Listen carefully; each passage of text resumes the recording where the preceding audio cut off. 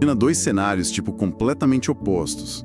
De um lado, uma mansão com uma arquitetura bizarra, quase absurda, assim, isolada na periferia de Topeka, lá no Kansas. E do outro, Um antigo estábulo abandonado, né? exatamente, um estábulo abandonado com chão de terra, cheiro de esterco de cavalo, entulho acumulado numa rua super obscura de Los Angeles. É o tipo de coisa que à primeira vista não tem absolutamente nada a ver uma com a outra. Nada, zero, e definitivamente nenhum desses dois lugares tem aquela aparência clássica de um berço para um movimento global, sabe? Com certeza não. Mas a grande questão do nosso mergulho profundo de hoje é justamente essa. Foi dessa loucura arquitetônica no Kansas e desse chão de terra sujo em Los Angeles que nasceu uma faísca histórica. Uma centelha que, nossa, em pouco mais de um século virou um incêndio global. Hoje são centenas de milhões de seguidores. Centenas de milhões. Então, o nosso mapa para investigar as engrenagens dessa explosão hoje é a pesquisa de doutorado da Patrícia Nicandro. Mais especificamente, o capítulo 3 dessa tese. Isso, o capítulo que disseca as origens do pentecostalismo americano é fascinante. É uma jornada em tanto. A gente vai entender o papel de figuras, assim, muito singulares. O Charles Parham, o William J. Seymour, e tentar decifrar por que a tal da glossolalia. Que é o ato de falar em línguas desconhecidas, né? Isso. Por que isso virou a marca registrada, inconfundível dessa revolução toda? É uma daquelas histórias onde a realidade supera a ficção, sabe? Quando a gente olha os diários e relatos da época nessa pesquisa, a gente vê a anatomia de um movimento ganhando forma. A gente vê como um negócio que começou totalmente à margem da sociedade, de um jeito super caótico e espontâneo, conseguiu subverter as estruturas de poder da época e virar essa força monumental. Então vamos voltar no tempo para pegar o momento exato em que a fundação teológica disso foi criada. Ano de 1901. 1901, exato. O local é a Bethel Bible College, uma escola bíblica fundada por um pastor chamado Charles Fox Parham. E essa escola funcionava justamente naquela mansão estranha do Kansas. A famosa loucura de Stone, Stone's Folly. O pessoal da região apelidou assim mesmo. Loucura de Stone. E como que era a dinâmica lá dentro dessa escola? Porque me parece algo bem intenso. Nossa, muito intenso. Era um ambiente de isolamento bem severo, sabe? Uma devoção extrema. O Parham conseguiu reunir lá uns 40 alunos. 40 pessoas morando lá? Isso. E a regra número 1 era viver estritamente pela fé. Na prática, isso significava que ninguém pagava mensalidade e eles não tinham renda garantida. Caramba. E como eles comiam? Eles dependiam 100% de doações diárias para comer e manter a casa funcionando. E a rotina não era nada convencional. Essa mansão tinha uma torre de oração. Tá, e o que acontecia nessa torre? Vigílias constantes. Alguém estava orando lá em cima dia e noite, 24 horas por dia, sem interrupção nenhuma. Olha, essa panela de pressão espiritual aí me chama muita atenção. Porque se a gente olha de fora, a abordagem desse Parham parece muito com um método científico aplicado à teologia, sabe? Ah, total. É uma ótima analogia. Porque olha só, ele precisou fazer uma viagem, né? E antes de sair, ele basicamente deixou uma tarefa de pesquisa para esses 40 alunos. Isso. Ele disse para eles vasculharem a Bíblia para encontrar evidência irrefutável de que alguém foi batizado no Espírito Santo. Exato. Então ele preparou o laboratório, criou ali as condições de temperatura e pressão ideais com essas orações ininterruptas, lançou a hipótese e saiu de cena. Ele deixou o experimento rolar. E quando ele volta da viagem, a conclusão dos alunos é unânime.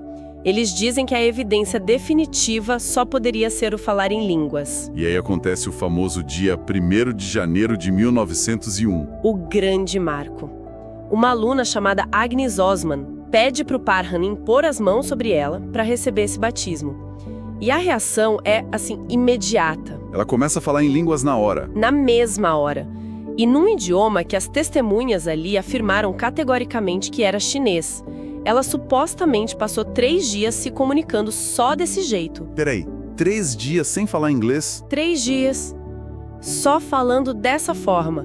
O que acontece ali altera todo o curso do movimento para sempre. Mas, me tira uma dúvida aqui. Eu preciso fazer um questionamento. Claro, manda. Por que especificamente o falar em línguas? A Bíblia tem relatos de curas miraculosas, profecias, visões.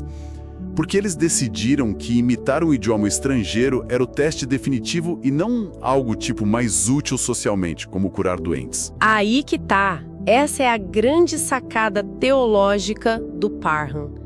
Até aquele momento ali, as experiências de santificação nas igrejas eram muito subjetivas. Como assim subjetivas? Tipo, como que você prova que tá cheio do Espírito? Normalmente a pessoa dizia que estava sentindo uma paz profunda, ou tinha uma mudança moral, parava de beber, essas coisas. Entendi. Coisas internas. Exatamente. Tudo invivível e muito debatível. Mesmo uma cura deixa margem para ceticismo, o pessoal pode dizer que foi o médico, que foi coincidência. Faz sentido. Mas a glossolalia, o falar em línguas, é imediato, é visível, auditivo e exótico. O Parham precisava de uma métrica externa que fosse incontestável.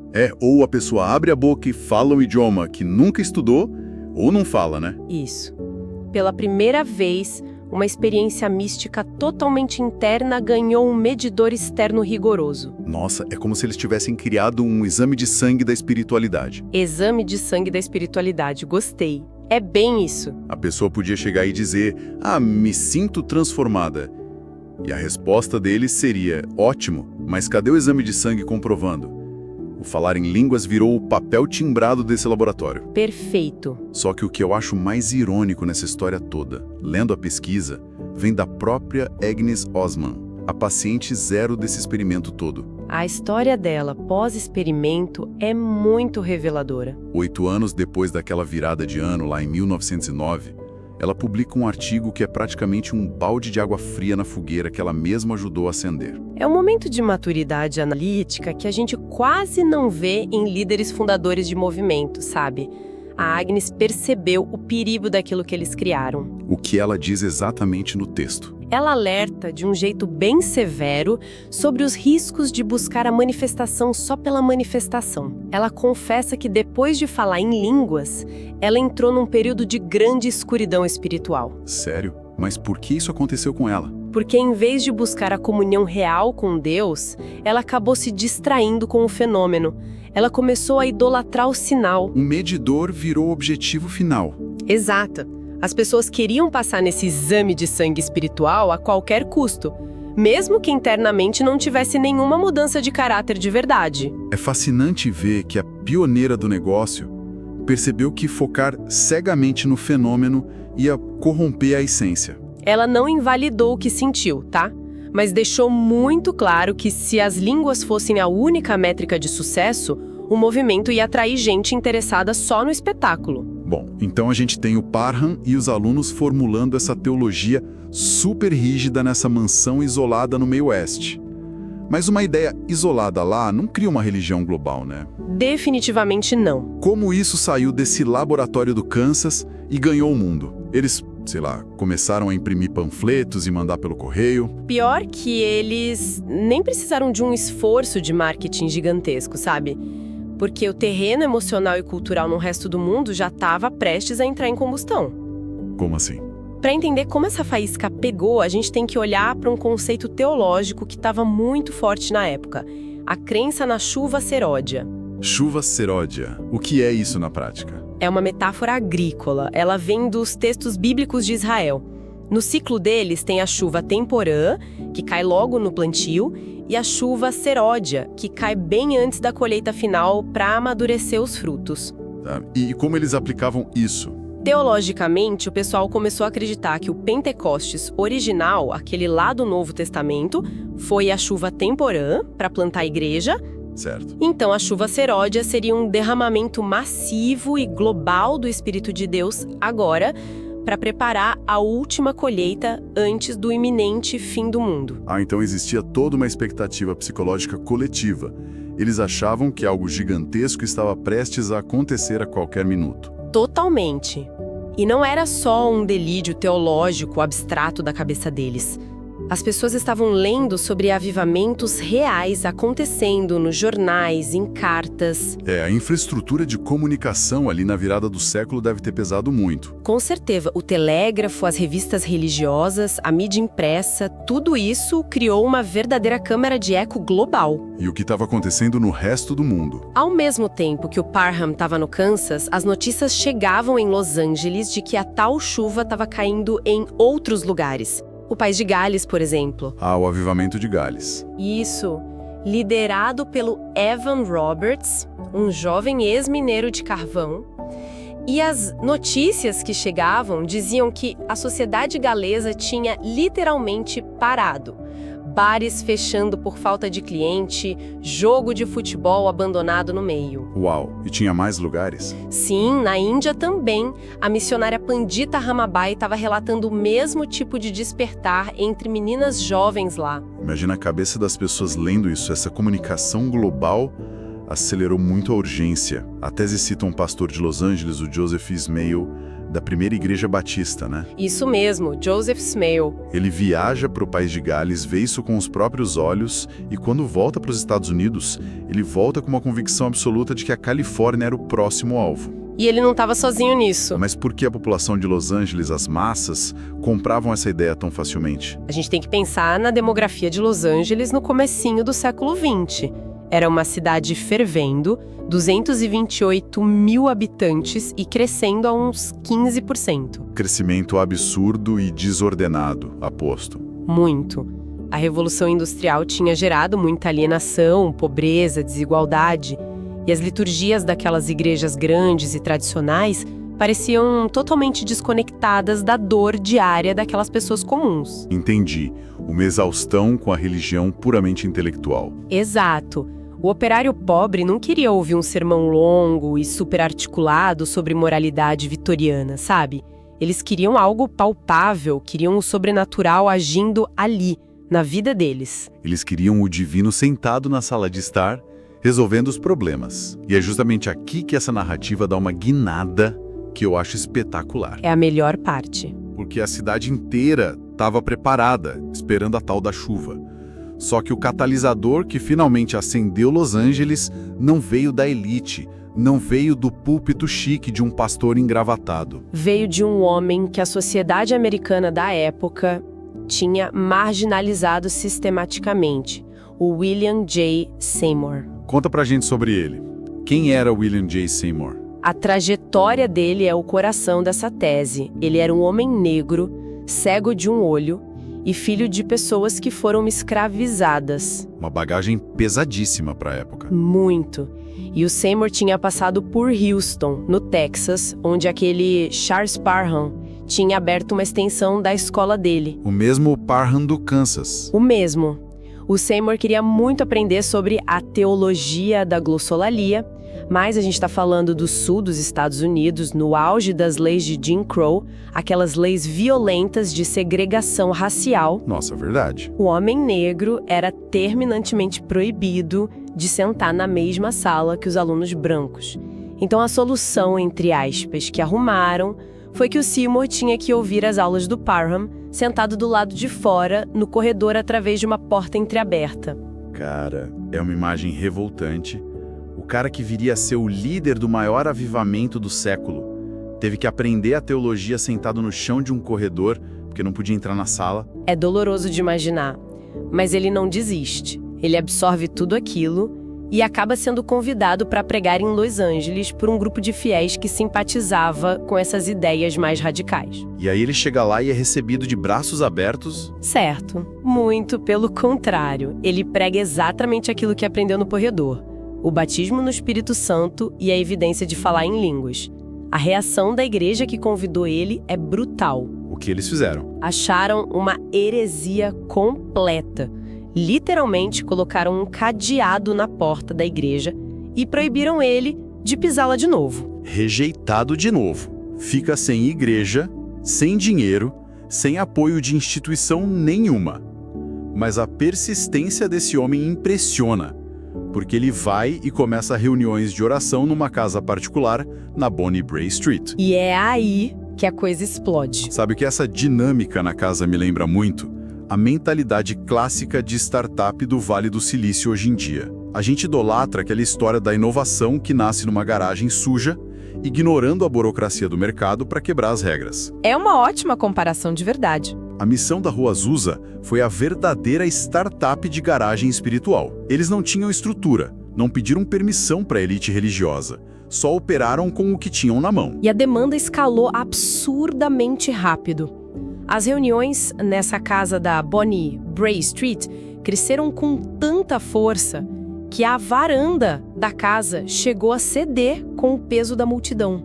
Caramba, precisavam de um espaço maior urgente. E foi por isso que eles acabaram alugando aquele número famoso 312 da Rua Azusa, que era uma antiga igreja metodista que estava meio destruída, abandonada, funcionando como estábulo e depósito de material de construção. Literalmente varrendo o esterco para poder orar. Literalmente. E é ali, naquele galpão sujo, que o movimento pentecostal, como a gente conhece hoje, ganha um mundo. Mas, lendo a tese, o que mais me intriga é o funcionamento interno dessas reuniões em Azusa.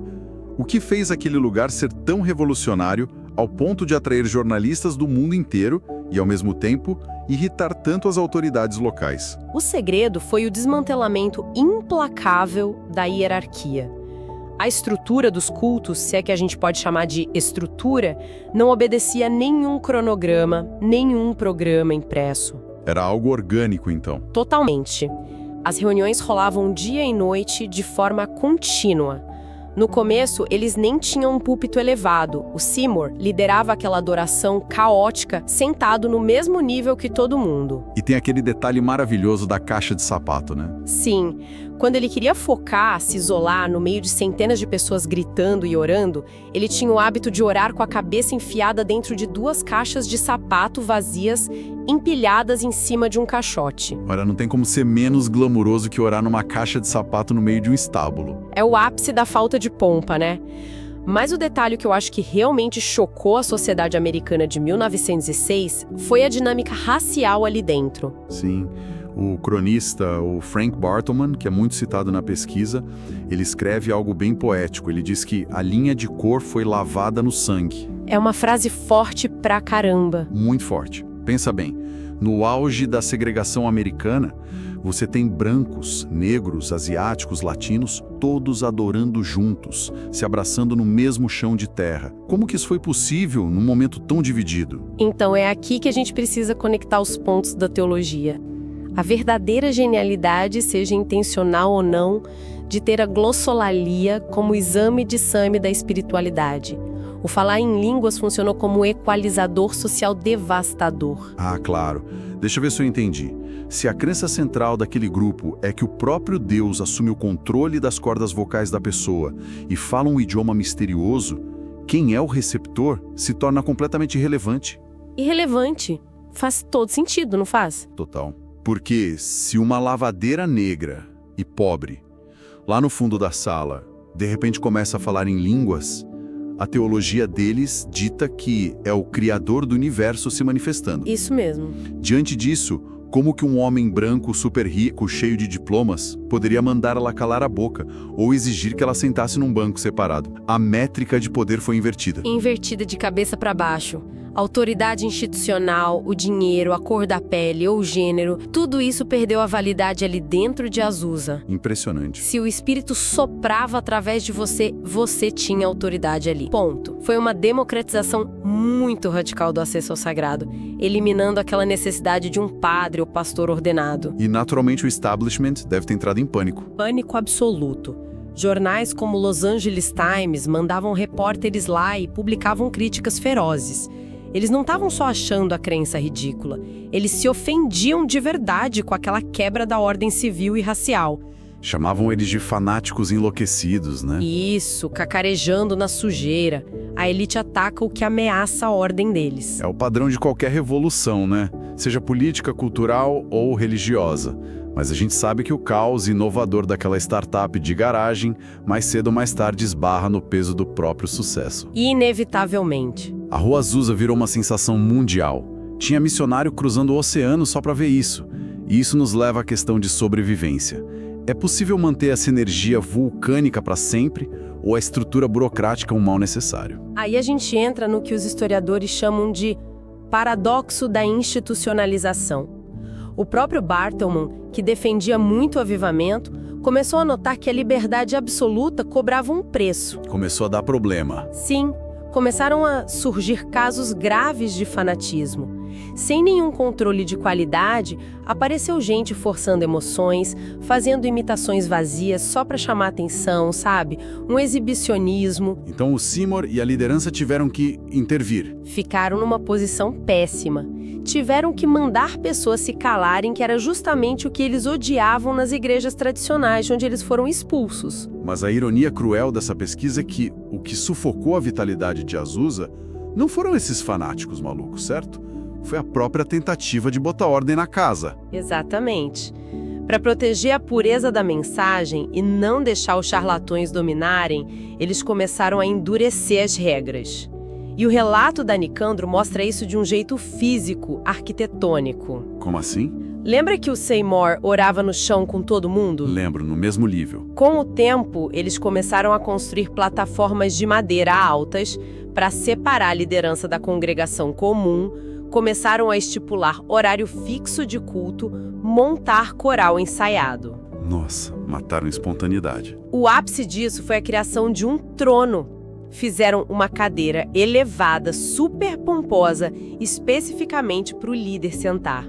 Cara, do homem orando dentro de caixa de sapato para um homem num trono vigiando horário de coral. É muito melancólico. É triste mesmo. Para proteger o fogo de causar um incêndio caótico, eles decidiram construir uma lareira super robusta com pedras pesadas. A intenção era dar segurança, mas ao prender o fogo ali, ele parou de se espalhar. Uma baita metáfora. E junto com essa mudança de espaço físico veio uma mudança teológica forte também, que foi trazida por um cara chamado William Durham. E essa mudança mudou a regra do jogo. O que ele fez? A teologia original lá do Parham, no Kansas, ensinava que a santificação era um processo demorado, de várias etapas. Você convertia, depois passava por uma purificação dolorosa e só depois estaria pronto para buscar o batismo e falar em línguas. Uma escadinha longa. E o Durham? O Durham chega lá pregando algo chamado obra consumada. Ele argumenta que esse longo processo de sofrimento não precisava existir. Pera, o que não estava consumado para ele causar tanta polêmica? Segundo ele, a santificação já tinha sido consumada por Cristo na cruz no momento exato em que a pessoa se convertia. Ah, entendi. Então, se você se converteu, já está pronto na hora para buscar a experiência máxima de falar em línguas. Ele encurtou o caminho radicalmente. É uma otimização de processo. Ele pegou a jornada do usuário e arrancou uma etapa inteira do meio.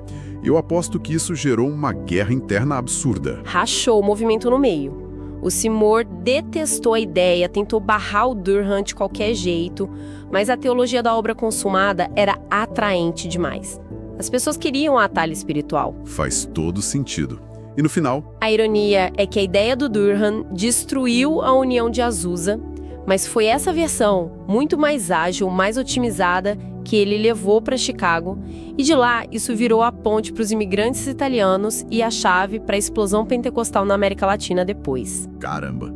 A estrutura destruiu a espontaneidade do estábulo, mas embalou a mensagem num formato portátil que deu conta de dominar o planeta. É um paradoxo gigantesco. Quando a gente revisa tudo que a gente explorou hoje, né? Desde o Parham caçando uma métrica no Kansas, o terreno fértil de Los Angeles, o Seymour quebrando as barreiras raciais, fica muito claro que o impacto disso não era só sobre uma crença no além. Não, era sobre o aqui e agora. Exato. Foi uma interrupção muito brutal de quem dita as regras, de quem tem a autoridade, e eles provaram, mesmo que por um tempo curtinho antes da burocracia chegar, que a experiência com o sagrado não liga para crachá, para conta bancária ou para etnia. Foi uma janela raríssima na história, onde o nivelamento social aconteceu pelo êxtase e não por uma lei estatal. É muito interessante pensar nessa nossa necessidade constante de oscilar como um pêndulo. A gente sempre nasce daquela rebeldia criativa, mas em questão de anos, já estamos procurando o conforto das regras de novo. O desafio mais universal da experiência humana Sem dúvida. Sem estrutura, a inovação simplesmente evapora. Mas sem o fogo, a estrutura é só um museu frio. Quem está acompanhando a gente hoje pode até pensar nisso aplicado na própria vida, ou na empresa que trabalha, né? Quando aquele seu projeto ou sua rotina começou com um super impulso criativo e caótico, e qual foi o momento em que você começou a construir plataformas altas demais e acabou sufocando o seu próprio fogo só para se sentir seguro? Fica aí o questionamento. É uma ótima provocação. E para fechar o nosso mergulho hoje, eu quero deixar um pensamento no ar. A força desse avivamento do século XX era a convicção de que uma força maior ignora as corporações e as autoridades para dar voz para pessoas invisíveis. As pessoas comuns. Hoje a gente vive numa era totalmente conectada. Só que as nossas plataformas são governadas por algoritmos obscuros, megacorporações que decidem o tempo todo quem é ouvido e quem é silenciado nas redes. Totalmente. Então, se a essência da Rua Azusa era quebrar o intermediário, como seria um fenômeno de espontaneidade absoluta e sem filtros no nosso mundo digital hoje? Será que tecnologias novas e descentralizadas poderiam ser os novos estábulos sujos onde a revolução acontece nivelando o jogo de novo? Nossa, ou será que a própria tecnologia é só mais uma máquina de institucionalização, né? Exato. Pronta para engarrafar, etiquetar e monetizar o próximo raio de inovação antes mesmo que ele consiga brilhar e sair do controle. Fica a reflexão. Fica a reflexão.